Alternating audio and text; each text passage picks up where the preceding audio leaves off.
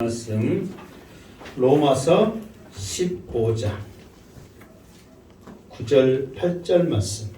로마서 15장 8절 말씀.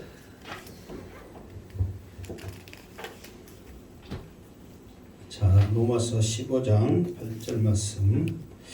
지금 15장은 사도 바울이 지금 믿음이 강한 자와 믿음이 약한 자에 대해서 말하고 있는데, 특별히 믿음이 강한 우리는 어떻게 할 것이냐, 지금 이 부분을 계속해서 말하고 있단 말이에요.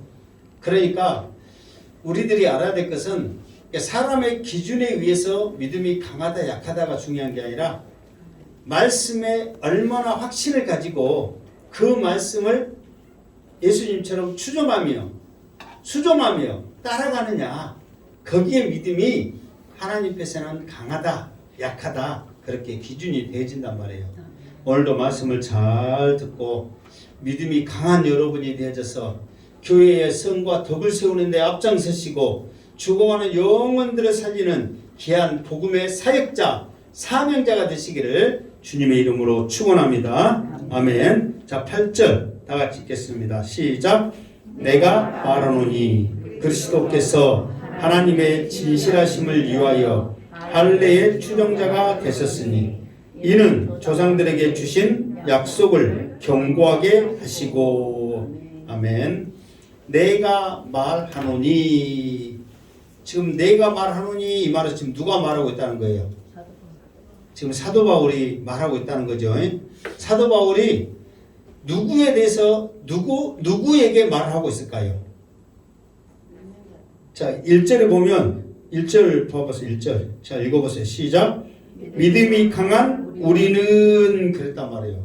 그러니까 내가 말하노니 그러면서 믿음이 강한 자들아 내가 말한다, 지금 그렇게 말하고 있는 거예요.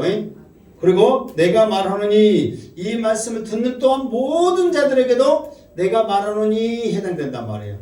그러면 사도 바울이 말하고자 하는 것이 무엇일까?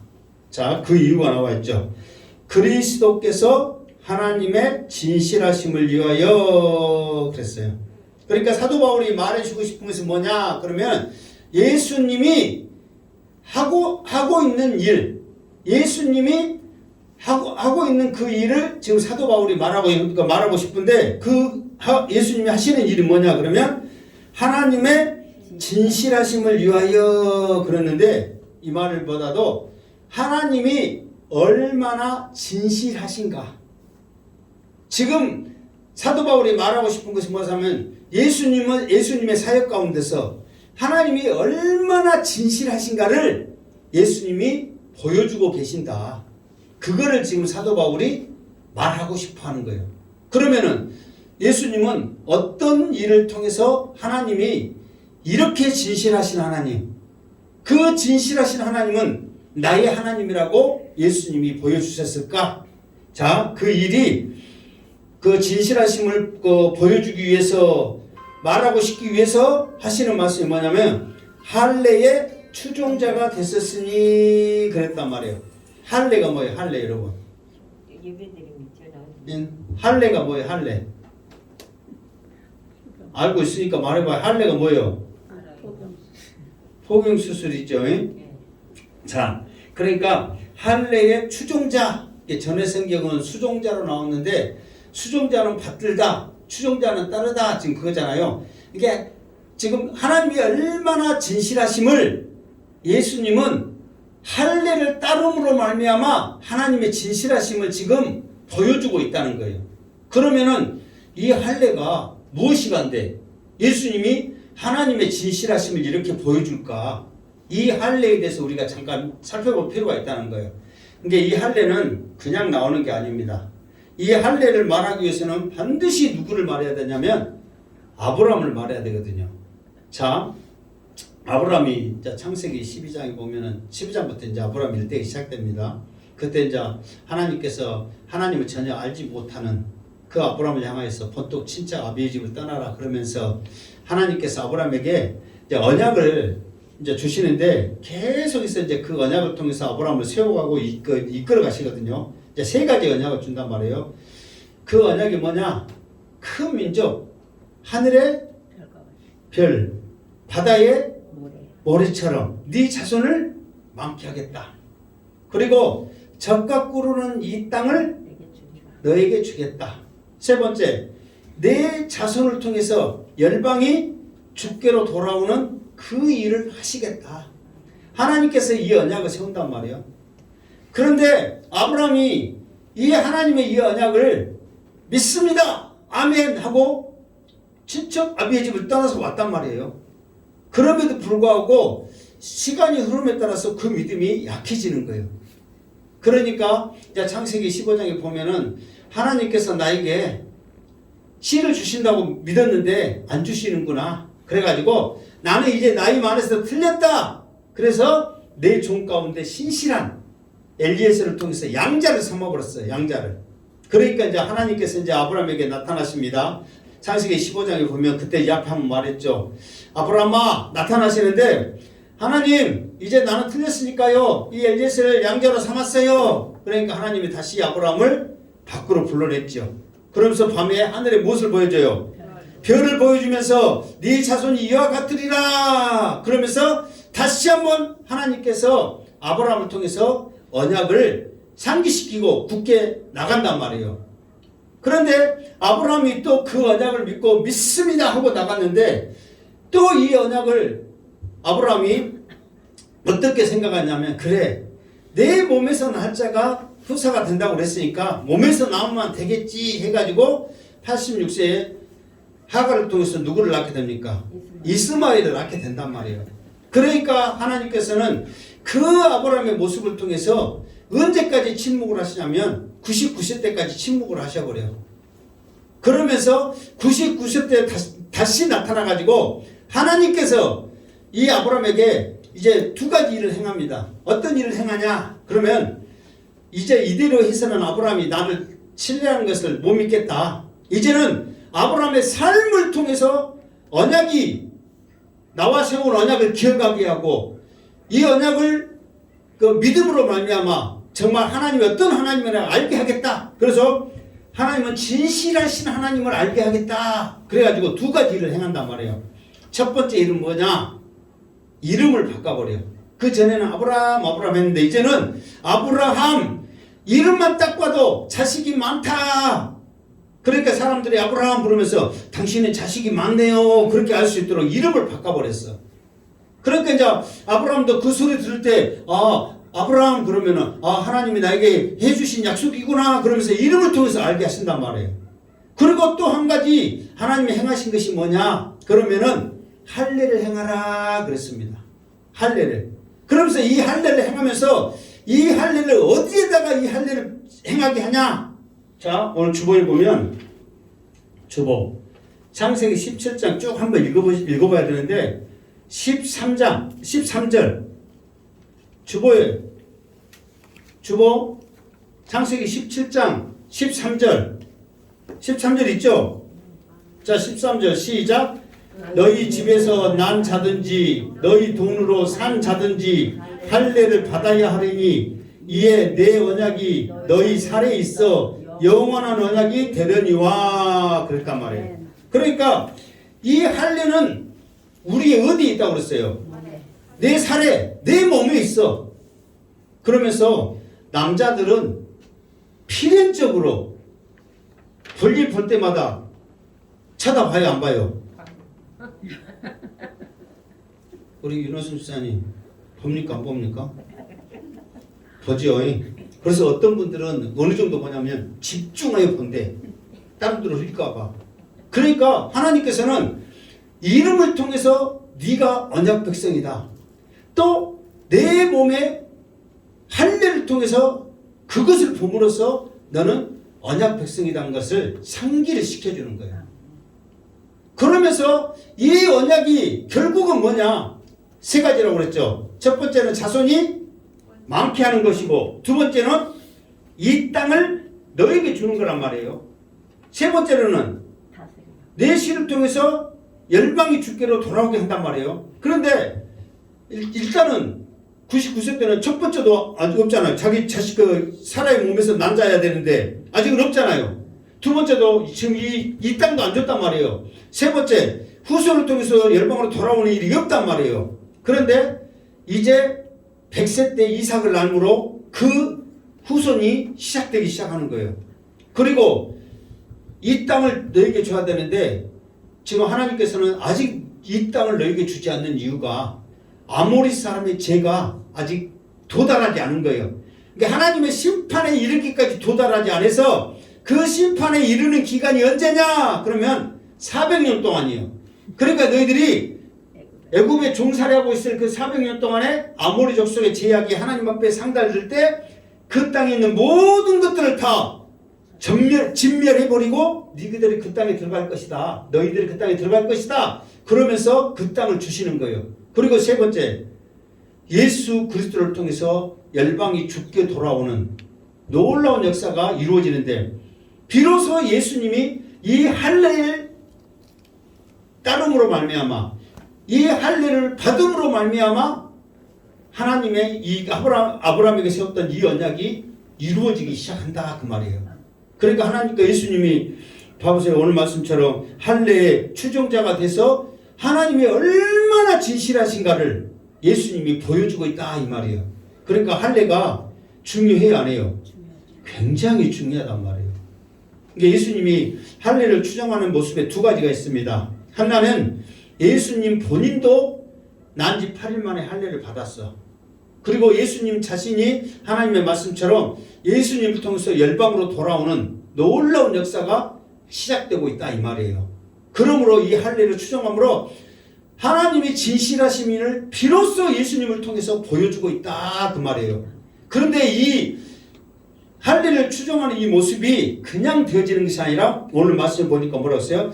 이는 조상들에게 주신 약속들을 견고하게 하시고 그래서 조상에게 주신 약속이 뭐냐면은 큰 민족 이루고 이 땅을 내게 주고 그 다음에는 열방이 죽게로 말미암아 열방이 하나님께 돌아오는 그 역사를 견고하게 하는 거예요. 그러니까 구약의 약속은 뭐냐? 메시아를 통해 메시아가 오신다는 거예요. 우리를 구원하신다는 거예요. 그거를 예수님을 통해서 견고하게 하기 위해서 이 할례의 추종자가 되셨다 그런다는 거예요. 그러니까 여러분들도 먼저는 할례를 받을 때 육신의 할례보다도 너희 마음이 할지니 그랬잖아요. 이게 우리 마음 가운데 진실함의 믿음이 언약의 하나님의 언약의 말씀이 믿어져야 되는 거예요. 그리고 두 번째로는 우리 육신을 통해서 그 표가 나타나는 거예요. 물론 하늘을 통해서 표가 아니지만은 우리 입술을 고백하는 거, 하나님을 찬양하는 거, 주의 나와서 예배하는 거 이런 모든 것들이 내 몸을 통해서 보여지는 표시란 말이에요. 언약의 표시. 그것들을 잘 알아서 하나님의 언약을 이루어하시기를 주님의 이름으로 축원합니다. 아멘. 자, 9절 읽겠습니다. 9절 시작. 이방인들도 그 궁일하심으로 말미암아 하나님께 영광을 돌리게 하려 하심이라. 기록된 바 그러므로 내가 열방 중에서 주께 감사하고 주의 이름을 찬송하리로다 함과 같으니라. 아멘. 자, 이방인들도 그 궁일하심으로 말미암아 하나님께 영광을 돌리게 하려 하심이라. 사실 이 하나님은 이스라엘 하나님, 유대인의 하나님. 유대인들도 그렇게 생각하고 있고 모든 이방인들도 그렇게 생각하고 있었어요. 그렇기 때문에 이 쉽게 말해서 신의 개념에는 서로 건들질 않았단 말이에요. 그런데 언제 이 이방인들에게도 복음이 들어가면서도 이 놀라운 하나님의 진실하심이 열방 가운데 나타나기 시작하냐면 사도행전을 보면은 백부장 고넬료라는 사람이 나옵니다. 그 고넬료가 환상을 보게 되죠. 베드로를 통해서 말씀이 전해지는 환상을 보면서 베드로를 청하잖아요. 그러면서 베드로는 그 시각에 또 무슨 환상을 봅니까? 보자기 내려오는 많은 그런 베드로 표현대로 뭐예요? 부정한 음식들, 부정한 것들을 통해서 지금 환상을 보게 되는 거예요. 그런데 그게 무엇의 시작이냐면 이 고넬료 가정을 통해서 이방인에게 복음이 유대인들에게 나타났던 그 하나님의 능력, 그 성령의 역사가 이방인들에게도 복음이 들어가니까 동일하게 일어나더라. 그러면서 이제 고넬료 가정에만 일어난 것이 아니라 이 소문이 각처에 퍼지면서도 이방인 고넬료도 성령을 받았단다. 말씀을 받았단다. 사도가 복음을 전했단다. 이 소문이 퍼지기 시작하면서 누구에게든지 복음 전해지는 역사가 일어나는 거예요. 그러면서 어떤 일이 시작하면 이제는 말씀을 받기 시작할 때 이제 말씀을 배우기 시작하는 거예요. 근데 그때 당시에 말씀은 무슨 말씀이었어요? 구약이란 말이에요. 구약. 그래서 구약 말씀을 쭉 보니까 아브라함부터 이렇게 보니까 하나님은 우리의 하나님이 아니고 유대인 하나님인 줄 알았더니 하나님께서는 아브라함을 통해서 이미 열방이 죽기로 돌아온다는 것을 말씀하시기 시작했단 말이에요. 그러니까 우리는 유대인들의 말만 듣고 하나님은 나의 하나님인 줄 아닌 줄 알았더니 말씀을 알면 알수록 공부하면 공부할수록 배우면 배울수록 하나님은 열방의 하나님도 되시는구나. 그러면서 그 하나님의 구밀하심에 영광을 돌리기 시작하는 거예요. 왜 그 하나님을 이제 알았는가?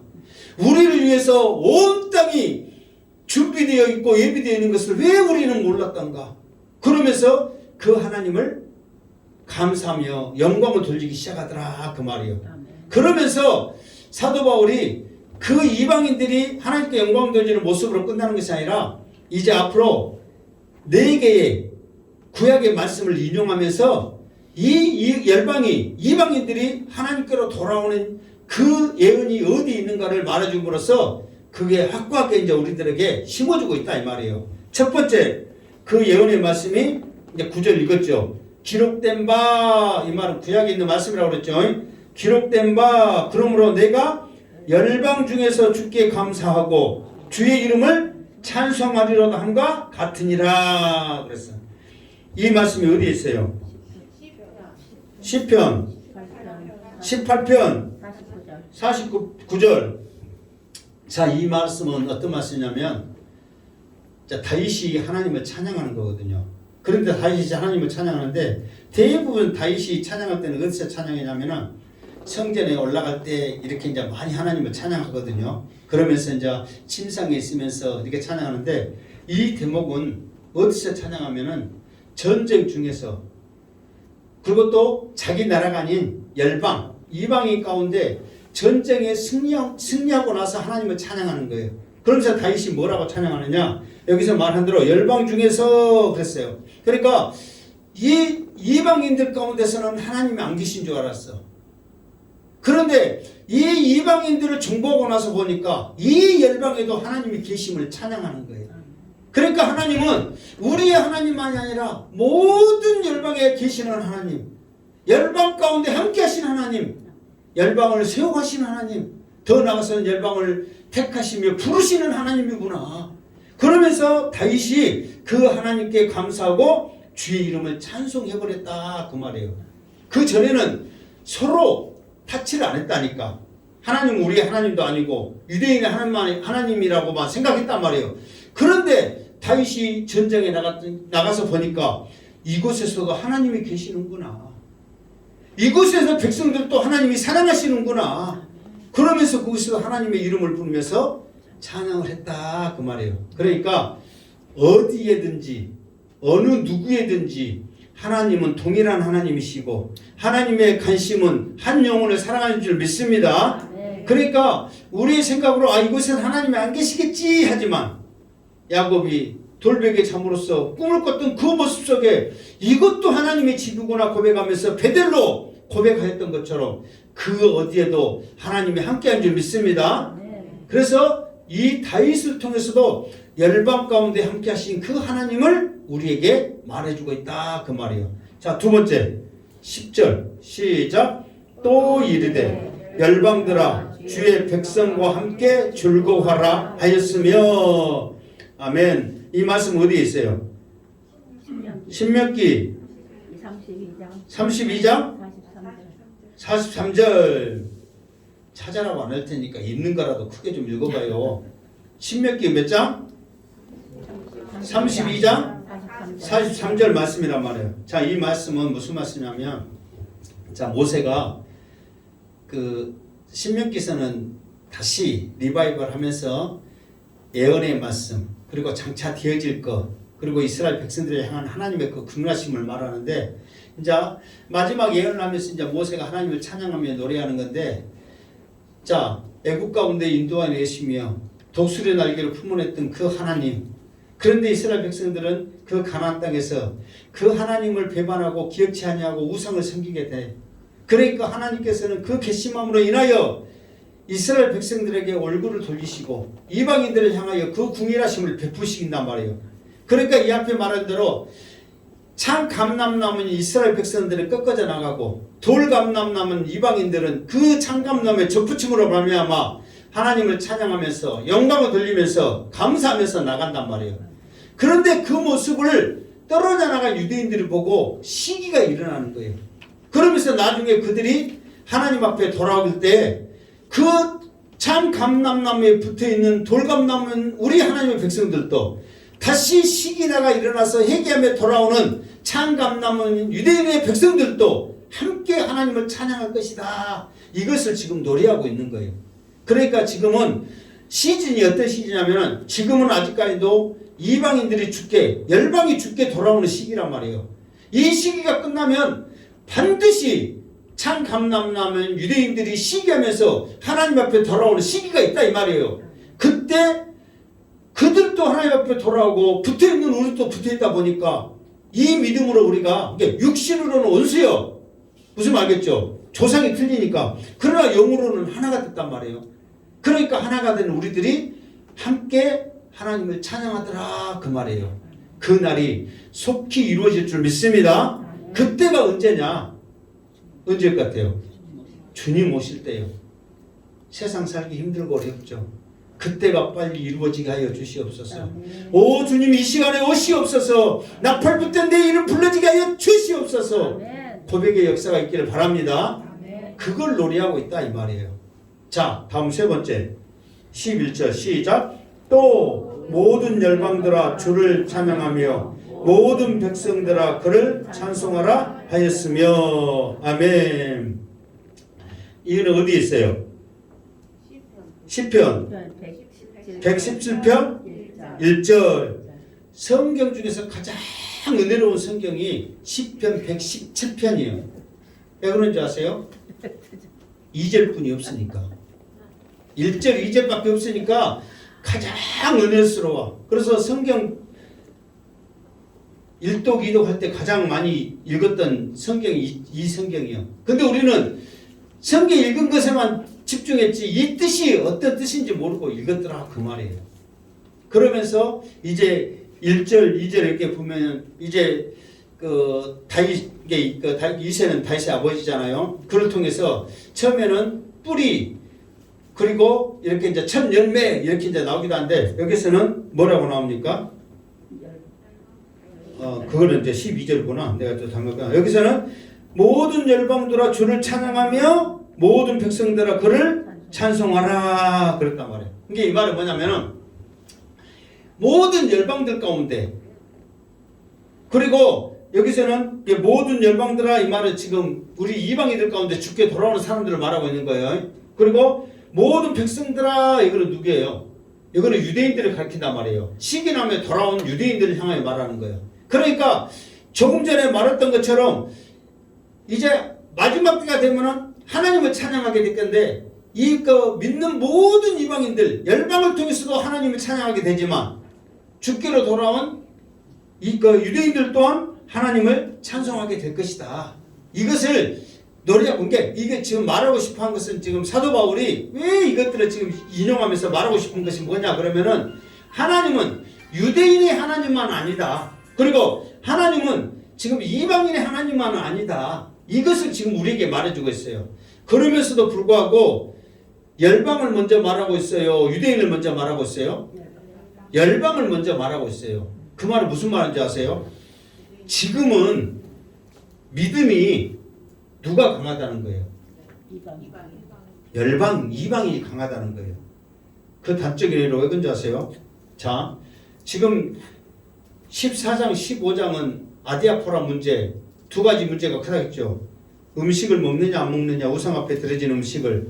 절기를 지키느냐 안 지키느냐거든요. 자, 여러분 생각해 보세요. 우리들도 생각해 보면은 제사 음식을 교회 오래 다닌 사람이 먹어요? 아니면 인자 나온 사람이 먹어요? 교회 오래 다닌 사람들은 제사 음식 먹어요? 안 먹어요? 안 먹어. 근데 그럼에도 불구하고 우리들은 그 사람을 믿음이 어떻다고 그래? 약하다고 약해서. 아니죠. 우리는 좋다고 그러지. 우리가 이제 그 사람들 볼 때. 그러니까 우리가 볼 때는 그 사람 먹는 사람들을 약하다고 그러고 안 먹는 우리 오래된 사람들은 뭐라 그래? 믿음이 좋다고 그런단 말이에요. 그런데 사도 바울의 입장에서는 먹는 자가 믿음이 강하단 말이에요. 그러니까 이 말은 뭐냐면은 이게 있어요. 유대인들은 우리도 그러잖아요. 한번 가르침에 그것이 진리인 줄 알고 그거를 순종하면서 따른단 말이에요. 그러니까 그것이 바꾸기가 쉽지 않아요. 그러니까 유대인들에게 있어서 이 우상에 있는 제물과 절기를 범하는 것에 대해서 엄격하단 말이에요. 그런데 이 성경의 주인이신 예수님이 이 땅에 오신 이후로는 그런 것들이 무의미하단 말이에요. 모든 것들이 다 선하단 말이에요. 그런데 예수님, 진리이신 예수님을 그들에게 가르쳐줘도 그것을 깨기가 힘들어. 그런데 이방인들은 그런 개념이 없잖아요. 그러다 보니까 복음이 들어가기 시작하니까 모든 것이 아멘이고 능력이요 감사의 영광이 나타나기 시작하는 거예요. 그러니까 말씀에 입각하여 모든 것이 선한 줄 알고 믿음으로 먹는다 이 말이에요. 그러니까 우리들도 안 먹는 것이 물론 자 나름대로의 어떤 그 이유를 들어서 우리들에게 그 우리 그 선배 되시는 목사님들이 아마 가르쳤을 거 아니에요. 그렇잖아요. 그러니까 어떤 이유로 해서 제사 음식 먹지 말아라 어떻게 가르쳤지만은 그래도 이것이 어찌고 보면 우리에게도 약점이 될 수 있다 이 말이에요. 약점이.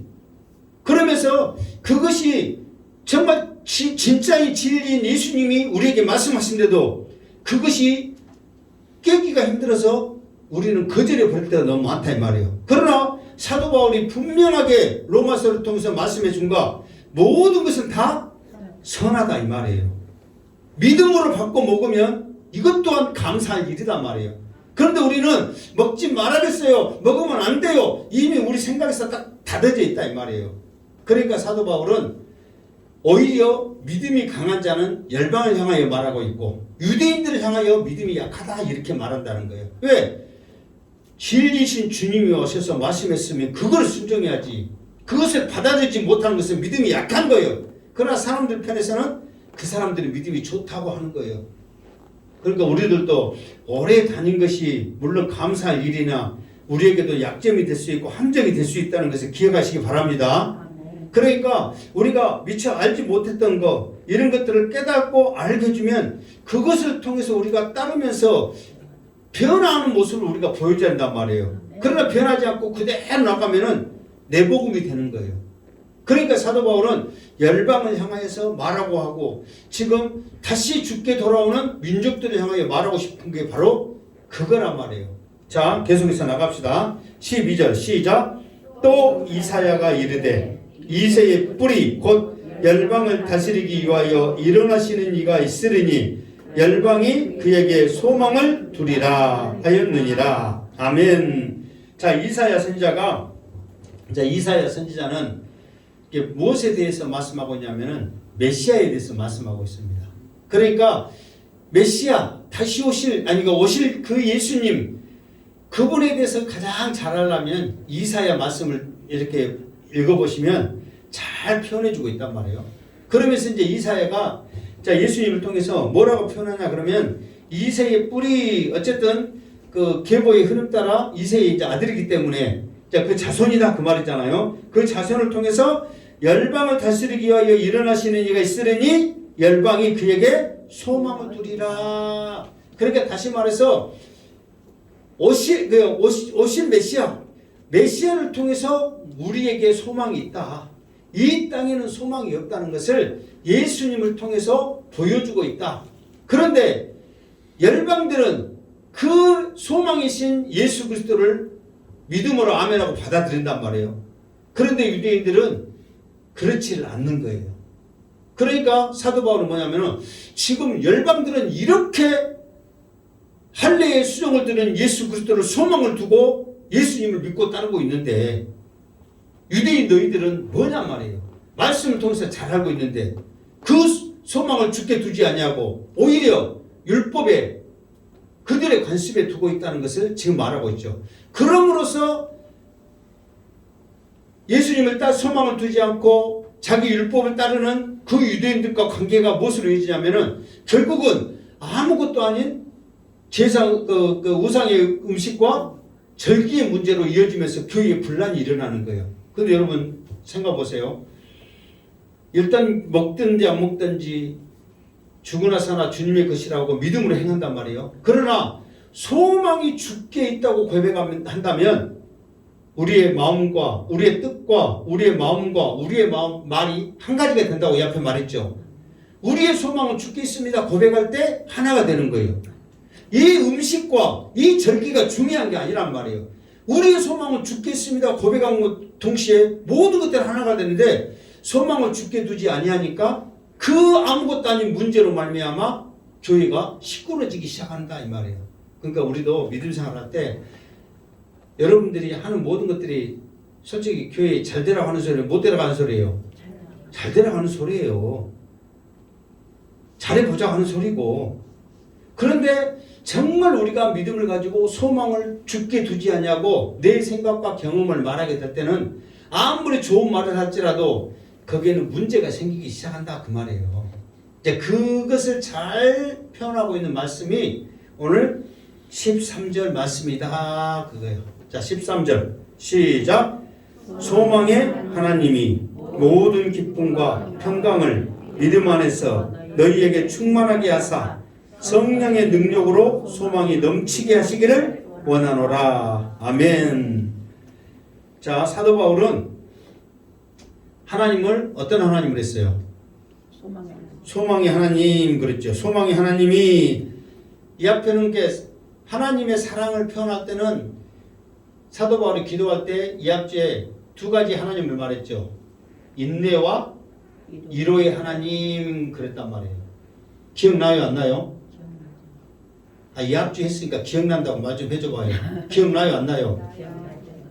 인내와 이로의 하나님. 그래서 인내 이야기하면서 내가 무슨 이야기를 들었어요? 기억나기는 탕자 이야기를 들었잖아요. 이제 그 기억나요 안 나요? 기억나죠? 그러니까 그것을 말하면서 오늘은 소망의 하나님이 그랬단 말이에요. 그러니까 조금 전에 말한 대로 소망이 그에게 소망을 두리라 이 말은 진짜 예수님이란 말이에요. 무슨 말이죠? 그러니까 예수님도 하나님이시란 말이에요. 그러니까 하나님을 표현할 때 우리가 이제 고백할 때 뭐냐면은 소망의 하나님 그러면서 하나님을 기억해야 돼. 그 이유가 뭐냐? 그러면은 이 땅의 것에는 소망이 없고 오직 하나님께 있다. 그러면서 이 땅에서 배울 것은 뭐냐면은 소망이 무엇인지, 하나님 앞에 왜 소망이 있는지, 왜 소망 가운데 더 우리가 하나님을 바라보면서 나가야 되는지를 우리에게 말해주고 있어. 자, 봐보세요. 소망의 하나님이 모든 기쁨과 평강을 믿음 안에서 그랬죠. 그러니까 자 이방인들이 이게 있어요.